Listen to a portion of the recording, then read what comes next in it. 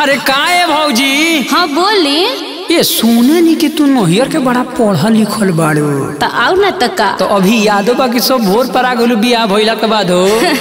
सब याद बा हो। याद बा? हाँ हो। तो तनी हन आइबू।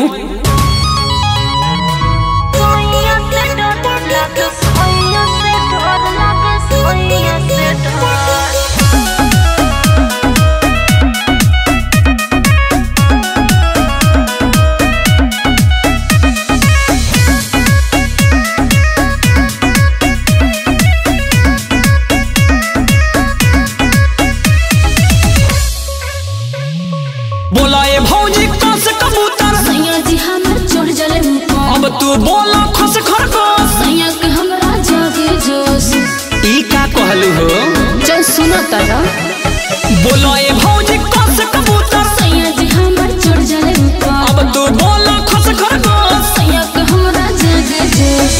गोसे तू बोला गमला सैया जी कोरस हमला गोसे ए भौजी हो बोला अब घर लागे सोइया से डर लागे सोइया से डर लागे सोइया से डर लागे सोइया से डर।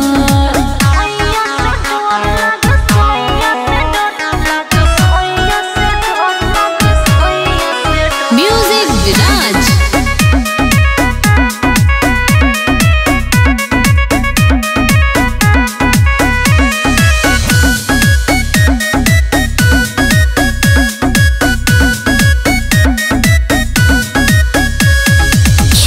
से भौजी तू बोला चरखा बट सैया के बड़का से भौजी तू बोला छाता सैया मोहला माथा समझ ले बउआ। से भौजी तू बोला चरखा बट सैया के बड़का से भौजी तू बोला छाता सैया मोहला माथा से तू बोला जहाज सैया जी करे मसाज से भौजी अब बोला न झंडा सैया खाके मारे अंडा सैया खाके मारे अंडा सैया खाके मारे अंडा सैया खाके मारे अंडा खाके मारे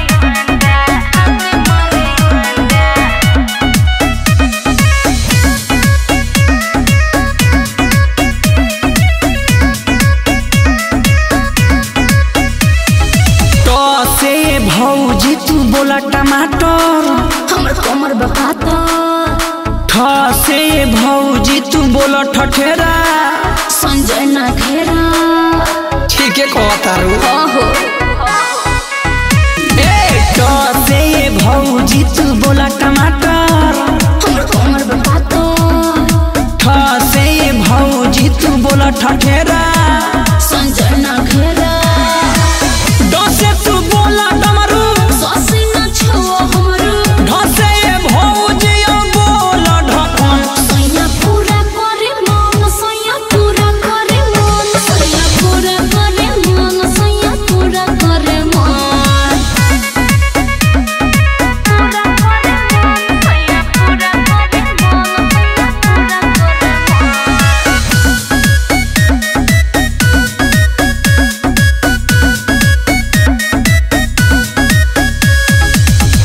से भौजी तू बोला तरबूजा सैया खोले लूगा से भौजी तू बोला थर्मस सैया देव दरमास ए भौजी का हो से भौजी तू बोला थर्मस सैया देव दरमास से भौजी तू बोला दांत पीछे सैया जी दान से तू बोला धनुष सैया जी करे खोस से भौजी बोला नल सैया खत्म करे बोल सैया खत्म करे बोल सैया खत्म करे बोल सैया खत्म करे बोल सैया खत्म करे बोल सैया खत्म करे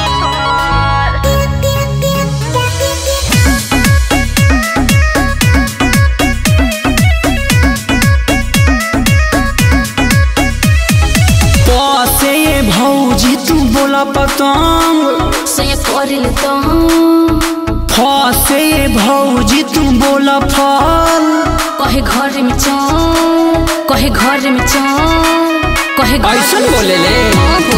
फसे भौजी तू बोला फल कहे घर में चल, बसे भौजी तू बोला बतख चटे उठल छोटो भसे तू बोला भालो सोया जे दाबे आलू मसे तू बोला ये भौजी अब मछली सोया मजा देला असली सोया मजा देला असली सोया मजा देला असली सोया मजा देला असली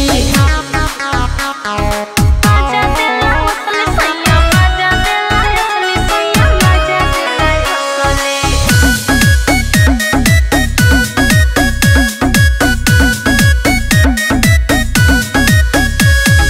या से भौजी तू बोला या स्वयं करे लो र से भौजी तू बोला रा देव दहिया मत बुझला